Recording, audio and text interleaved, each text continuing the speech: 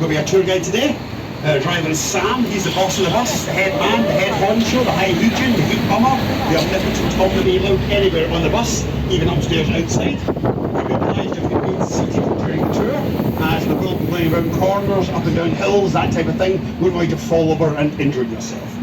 If you wish to leave the bus at any time to see some of the attractions, I will call out the stops before we get there and just push one of the little red buttons you see around the bus. If you can't get to one, coming up on your left hand side shortly, you're going to see the College of Glasgow.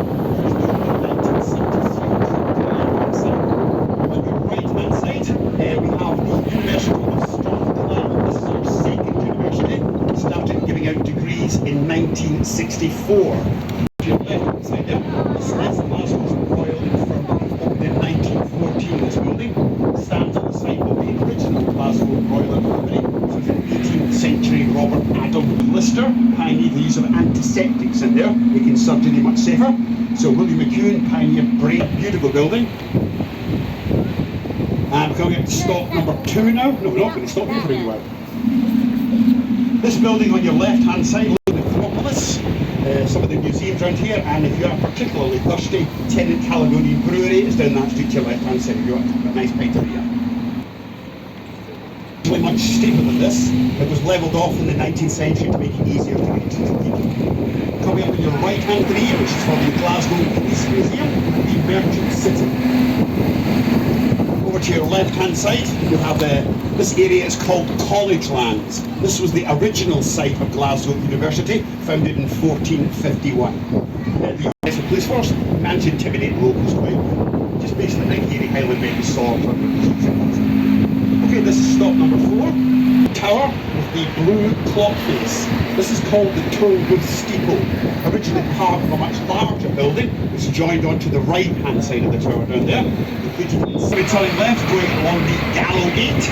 As the name suggests, this one's led to the gallows. The gallows has stood in many positions in Glasgow's history, and I'll speak some more about that later on. To the front of the bus, over to the left there, on the wall, you see a mural of Billy Connolly, famous Glasgow comedian. That's one of 3 murals in the city to this gentleman. You want to know there all the time, you can shout away. And she rented out barrows in her covered market to local people to let them sell second-hand goods. She was so successful in this venture that by 1930, now this is called St Andrew's Square, and the church you're going to after St Martin's in the Fields down in London. Beautiful 18th century church on your left-hand side there. Designed by a guy called Andrew Dreghorn, and the stonemason who actually built this church on your left-hand side was a guy called Mungo Elderslie. All open fields round here, and this building was quite spectacular when it was built back. Built in 1660. This was the first Episcopalian church built in the city of Glasgow after the Reformation of 1560, on your left here.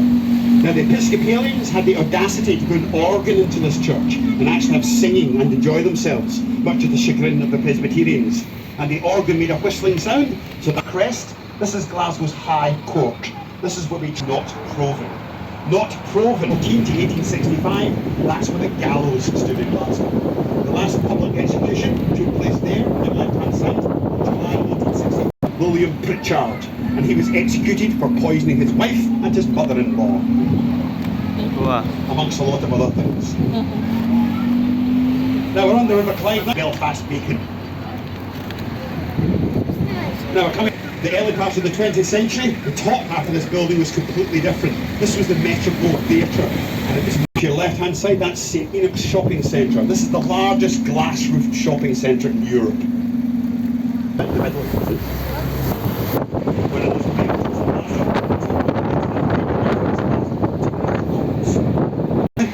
Now, lots of the banks in Glasgow closed down and moved to modern premises, but their old premises were taken over by retail establishments and bars and restaurants. And it's all the old 19th century fixtures and fittings are still there. There's another building hand side here. This is the old Union Bank of Glasgow on your left. These days it's a casino, nightclub and bar. You get a chance to pop in there. It's a stunning building. At the very end of this road, we're approaching this large column building. This is the GOMA, the Gallery of Modern Art. Once the town, I strongly suspect whiskey is involved.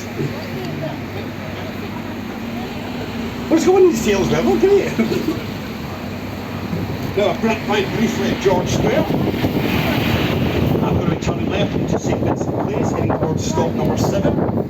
over to your right hand side, that's another old bank. There's no Witherspoons.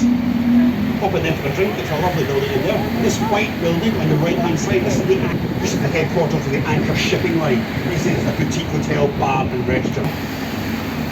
Down behind us to your left, you have the Fraser's department store down there, old fashioned Glasgow department store, well worth a look in there. And at this junction of the traffic lights, straight on the left hand side, that's the Lighthouse Museum. That's Scotland's Grey Street. And down the street is Glasgow's famous Horseshoe Bar. It's the longest continuous bar in Europe. It's 104 feet 4 inches long, just down there to your left hand side. So if you want to get served in there, you're going to have to shout really loud. Central Station, it's a main railway station, opened in 1876. And we're on Union Street now, named after the Union of the Scottish and English Road Station. It runs the entire length of the street, crosses the next one, down the next one, and crosses over the River Clyde. It's an enormous railway station.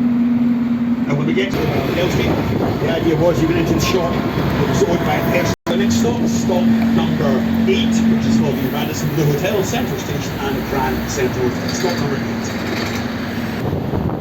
We actually held land was now in the 18th century. Our next stop is stop number 9, which is for the arcade. On the left hand side, you see this mural called Swimmers and Divers. On the left hand side, painted by the same artist who painted the mural we saw earlier on in the High Street, an Australian called Sam Bates. Now, if you're down at this part of the River Clyde, in the early part of the 20th century, the River Clyde on your left there would have been 3D with little ships, little small Clyde Arc. Now, if you ask me where the Clyde Arc is, the bridge does not go straight over the river, it goes at an angle. It's squinty. We do have a tendency to be We're going to be turning left at these traffic lights and we're going to be approaching this strange shaped building, slightly over to your left hand side there. This is called the Clyde Auditorium.